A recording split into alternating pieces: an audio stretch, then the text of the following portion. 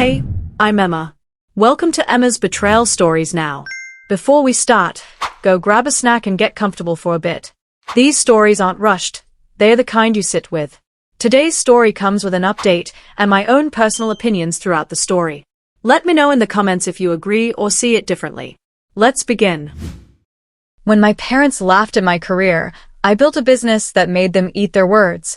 My dad's laugh wasn't even the worst part. It was the way it made my mum laugh too, like his reaction gave her permission.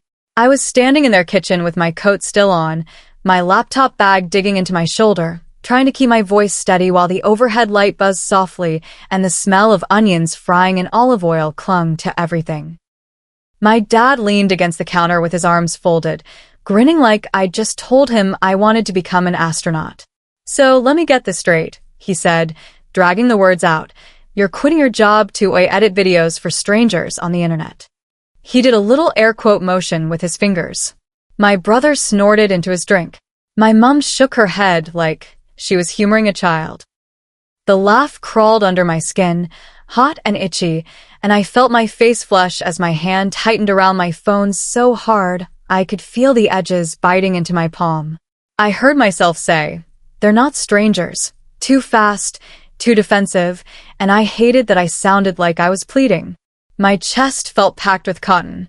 "They're clients," I corrected, forcing the word out like it mattered. My dad pointed the wooden spoon at me like it was a gavel. "Clients," he repeated, still amused.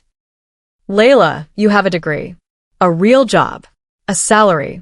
Super. You're going to throw that away to make TikToks?" I tried to breathe through my nose, but the air smelled like caramelizing onions and my mum's floral hand soap, and suddenly my throat tightened. My mum turned the stove down, wiped her hands on a tea towel, and said, softer but sharper, "Love, this is a phase. You'll get tired. You always get tired." That hit harder than the laughter, because it was familiar. Her way of turning my ambition into a personality flaw. It was a Thursday night in early spring, and I'd driven straight from the office to my parents' place because I wanted to tell them before I told anyone else. I worked in corporate communications for a mid-sized property company, the kind of job that looks respectable on paper and slowly sands the edges off you in real life. My title sounded important. My work was mostly cleaning up other people's messes and pretending it was strategy. I'd been planning this conversation for weeks, rehearsing it in my head in the shower, in the car, while staring at the resign template email on my screen. I wasn't asking for permission, but I wanted them to be proud. I wanted my dad to stop treating my life like a draft he could mark up. I wanted my mum to look at me like I wasn't always one bad decision away from embarrassment. The internet video thing didn't come out of nowhere. 2 years ago, during a particularly brutal quarter where my boss thought work-life balance meant not emailing after midnight, he emailed at 11:58 instead.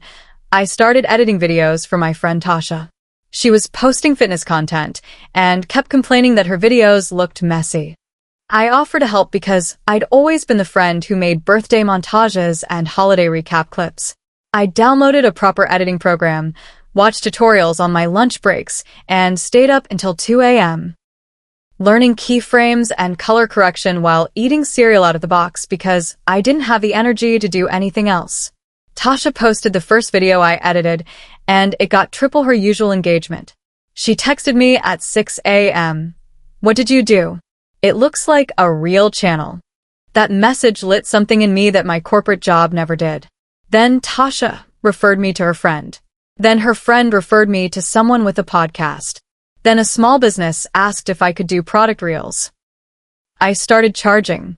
At first it was almost embarrassing to say the number out loud. Then I realized people were happy to pay it. I built a little roster. I got fast. I got good.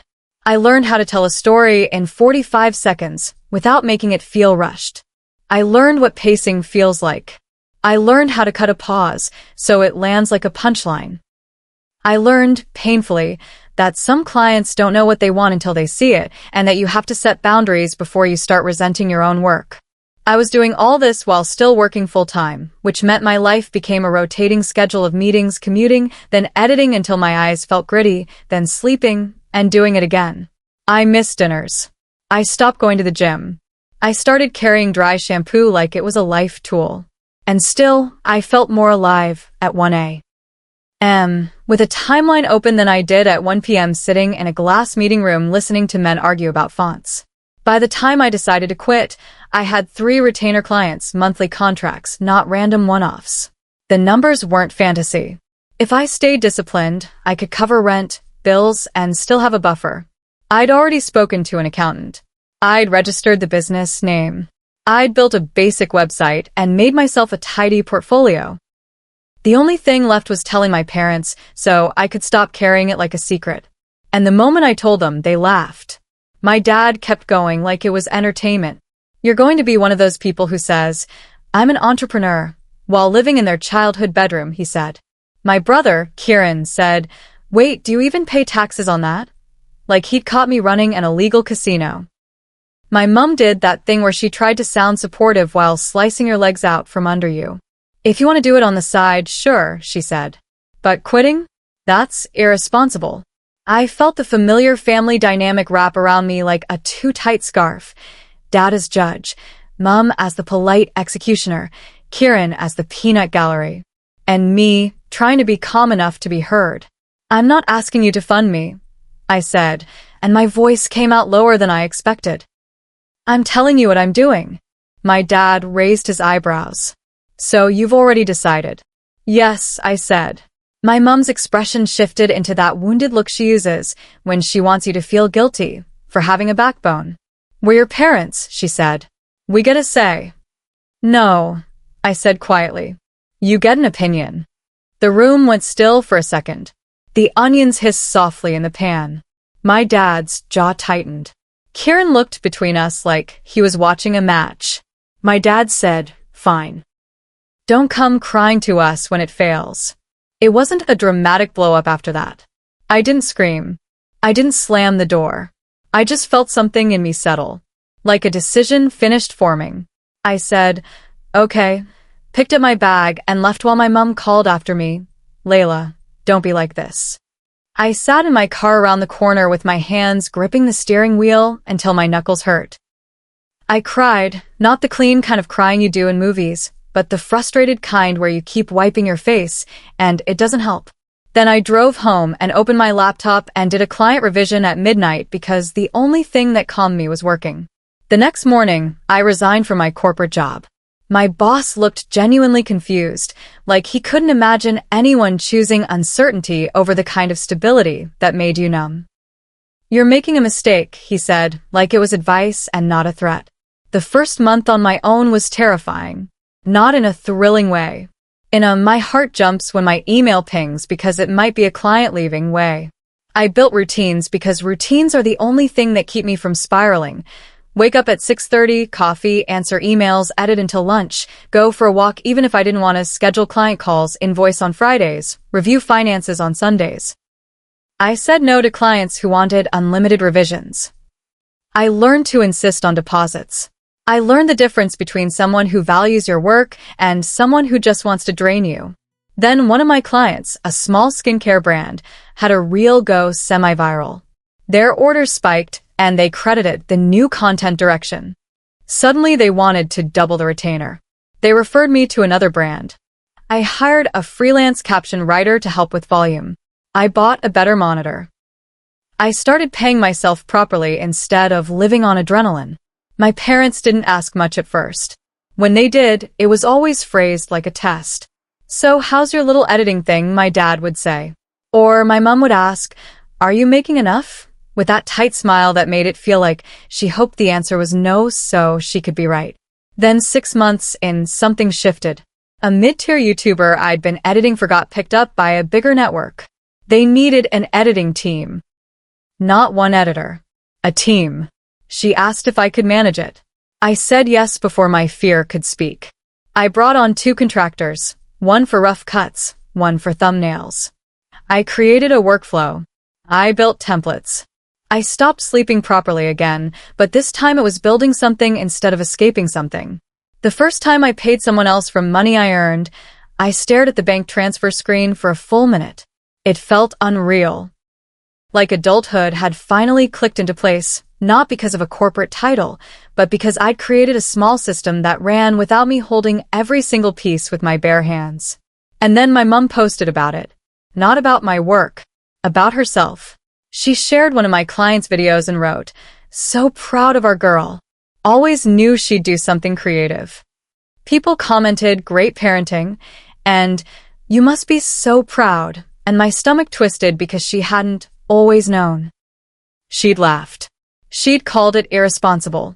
She'd watched my dad humiliate me and didn't stop it. That's where I'm going to pause the main story midway, because this, my parents trying to rewrite history once my business started looking respectable, was the point where the conflict stopped being about my career and became about my boundaries.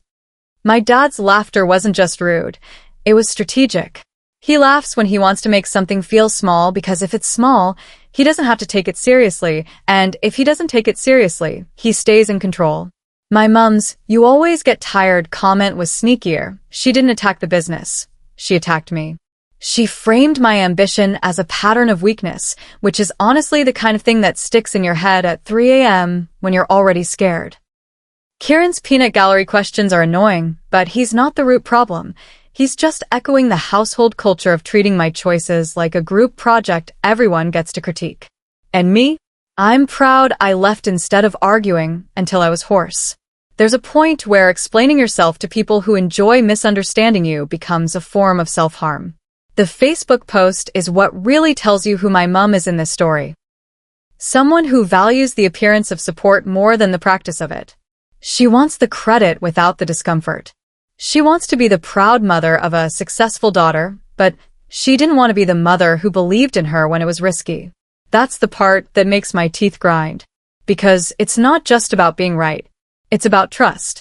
If you mock someone when they're building, you don't get to climb on the finished product and pose for photos. Update. Alright. A lot happened after that post, and it turned into one of those situations where you realize success doesn't just change your bank balance, it changes who feels entitled to you.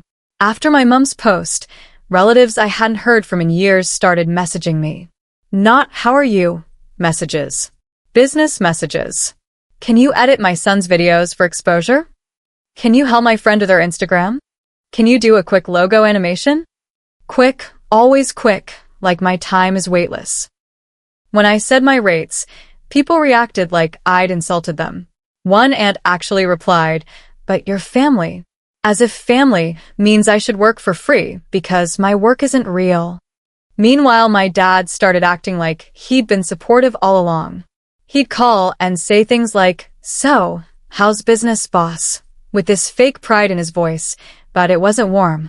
It felt like he was trying the word on to see if it fit him. My mom would bring up my clients at dinner like she knew them personally. Layla's working with that big YouTube guy now. She'd tell people and I'd sit there feeling my skin crawl because it was my life being used as a conversation prop.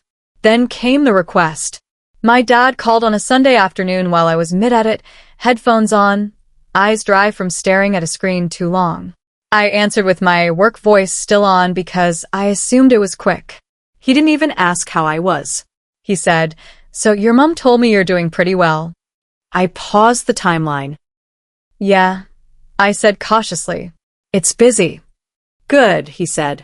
Then, like he'd been waiting to say it, "We need a favor." My stomach dropped. "What kind?" He cleared his throat in that dramatic way he does when he wants to sound reasonable.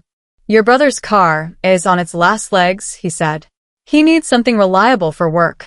We were thinking, since you're making good money now, maybe you could help with a deposit." I stared at my laptop screen, the frozen frame of a client smiling mid-sentence, and felt anger bloom slow and hot. Kieran is 25. He lives at home. He has a job. He also spends money like it's a hobby. And my parents had laughed at my career 6 months ago. "I'm not buying Kieran a car," I said, keeping my voice even. Dad's tone sharpened immediately. "No one said buy. Just help. You have more flexibility now." Flexibility. Another word people use when they don't respect what you do. "I have expenses," I said. "Contractors. Taxes. Equipment. I'm building a business." Dad scoffed. "Don't get dramatic. You sit at a computer." I felt my jaw clench. So did I at my old job, I said. You didn't call that not real. Silence, then. That was different. Of course it was different because that job made sense to him. When I refused, he pivoted. Fine, he said, cold. Then at least edit Kieran's portfolio for free. He's trying to start a side hustle, and you could help him. Isn't that what family does? I almost laughed because it was so blatant. They'd mocked my side hustle until it succeeded. Now, they wanted me to donate that success to someone else. I'm not doing free work, I said. If he wants my services, he can pay my rate. Dad's voice rose. Listen to you, he snapped. Money hungry already. I hung up. Not aggressively. Just quietly. I ended the call and stared at my screen while my hands shook. 5 minutes later, my mom called. I didn't answer. Then she texted. Why are you being difficult? We're just asking for support. Support. That word again. They use it to mean give us what we want. They never use it to mean we should support you emotionally. I didn't respond right away. I finished my edit because that's my coping mechanism. I work. Then I wrote back. You laughed at my career. I built this without you. I'm not being used as the family emergency fund. My mom replied. We did support you. We fed you. We raised you. The way parents bring up basic parenting like it's a debt contract makes my skin crawl. I stared at her message and realized this wasn't just about money. It was about control. If they could make me give them something, they could prove they still had a claim on my choices. The next week, my dad showed up at my apartment. Unannounced. I opened the door in leggings and an old hoodie, hair in a messy bun. My place smelling like coffee and the lemon cleaner I use when I'm stressed. He looked around like he was inspecting. His eyes landed on my new monitor, my desk setup, my microphone, the stacked notebooks. He whistled softly. Not bad, he said, like he was complimenting a car. I didn't invite him in fully. I stood in the doorway. What do you want? He frowned. Nice, he said sarcastically. I came to talk. About the car? I asked. He sighed, stepping forward. I stepped back, keeping the space. You're being stubborn, he said. Your mother's upset. Kieran's upset. Everyone thinks you've changed. I laughed once, sharp. I've changed because I won't pay for Kieran? He lowered his voice like he was being gentle. You're doing well. Isn't it normal to help your family when you can? I could feel my pulse in my throat. Where was this help when you laughed at me in your kitchen? I asked. Where was the pride then?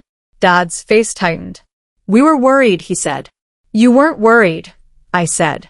You were mocking. He opened his mouth, then closed it. I could see him recalculating, trying to find the version of the conversation where he still had the upper hand. He tried a different angle. Your mom posted about you because she's proud, he said. Why are you punishing her? I felt tired. Bone tired. I'm not punishing anyone, I said. I'm correcting history. Dad's eyes narrowed. So, what? You want an apology? I wanted a lot of things, but I didn't want to beg for them. I want you to stop treating my success like it belongs to you, I said. He scoffed. There it is. The ego. I stared at him, and in that moment I realized he would rather call me egotistical than admit he was wrong. He would rather make me the villain than face the discomfort of accountability. So, I did something I'd never done before. I said, leave. His eyebrows shot up. Excuse me? Leave. I repeated, calm. You can come back when you can speak respectfully. Dad's face flushed red. For a second I thought he might shout. Instead he pointed a finger at me and said, Don't you forget who raised you. I held the door open. Goodbye, Dad. He walked out stiffly. I closed the door and leaned my back against it, shaking. Then I sat on the floor and cried for 5 minutes.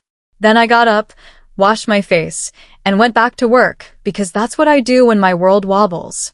The aftermath was ugly. My mom stopped texting for a while, then started sending guilt-heavy messages. Family is all you have. Money changes people. Kieran posted a vague rant on Instagram about selfish people who forget where they came from. Relatives chimed in. I became the villain in a story they invented to avoid acknowledging the real one. They laughed, I succeeded, and now they don't get to control the narrative. And then something ironic happened. I got invited to speak at a local small business awards night. Not a huge thing, just a community event, but it mattered. They wanted me to talk about scaling a creative service business, hiring contractors, setting boundaries, the unglamorous side of being your own boss. I agreed, partly because it scared me, and partly because I wanted to stand in a room full of adults and say, out loud, this is real. My mom found out through Facebook. She texted, we're coming. I didn't reply. That's the end of the update. The rest is the finish. Back to the story. The awards night was at a hotel function room with bad carpet and too bright lighting and little round tables with water jugs that tasted faintly like dishwasher soap. I wore a simple black dress and flats because I've learned heels are a lie. My hands were clammy. My notes were on my phone, and I kept rereading them like the words might change. When my name was announced, I walked onto the small stage and looked out into the crowd. And there they were. My parents and Kieran, sitting together at a table near the back. My stomach tightened.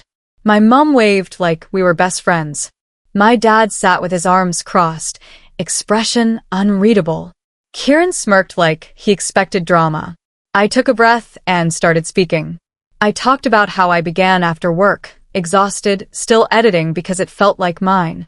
I talked about pricing and boundaries and how creative work is still work and how people will call it a hobby until they want it for free. A few people laughed knowingly at that. I didn't look at my parents. I kept my eyes on the middle of the room, on strangers who were listening without judgment. Near the end, I said, something I learned the hard way is that not everyone claps when you start. Some people laugh. Some people call it irresponsible. And you have to build anyway because their doubt doesn't pay your rent.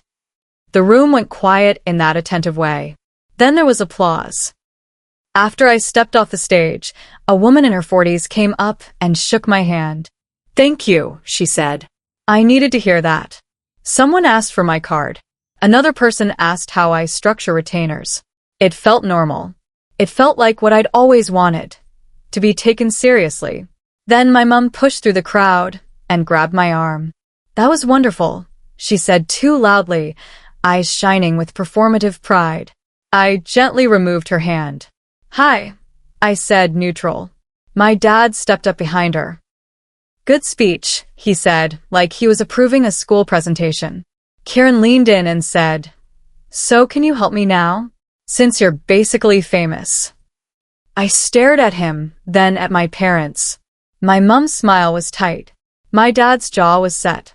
They were waiting for me to be the dutiful daughter. For me to fold. I said calmly, I'm not discussing business at a family table. Kieran laughed.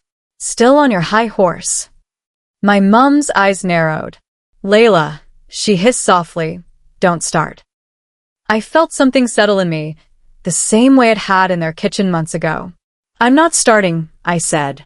I'm finishing. My dad's eyebrows lifted. What does that mean? It means you laughed, I said, voice steady. You dismissed what I do. You told me I'd fail. You made me feel stupid for taking myself seriously. And now that it's going well, you want money and favors and credit. My mom's face flushed. That's not fair. It is fair, I said. It's just uncomfortable. Kieran scoffed.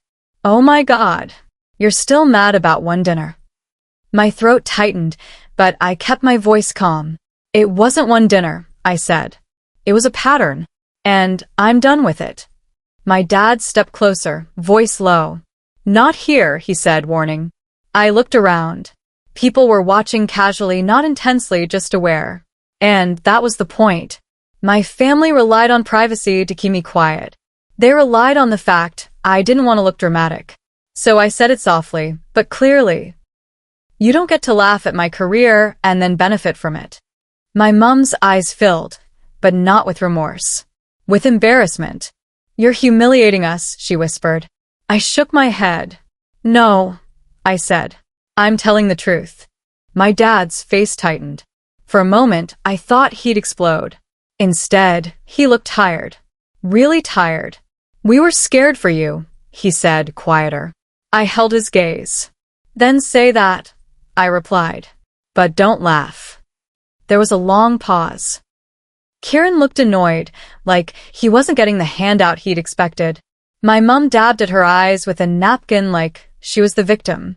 My dad looked at me, then looked away. Finally, he said, almost reluctantly, "I shouldn't have laughed." The words were small. No big apology. No hugging it out. But they were something. They were a crack in the wall. My mum inhaled sharply like she wanted to argue, then stopped. "We're proud," she said weakly. I nodded once. "You can be," I said. "But you can't rewrite it." After that, I left. I didn't stay for dessert. I didn't do family photos. I walked out into the cool night air with my phone buzzing in my bag and my chest feeling lighter than it had in months. The next day, my dad texted, "Coffee?" I said yes. Not because everything was fixed, but because I wanted to see if he could meet me as an adult. At the cafe, he didn't joke.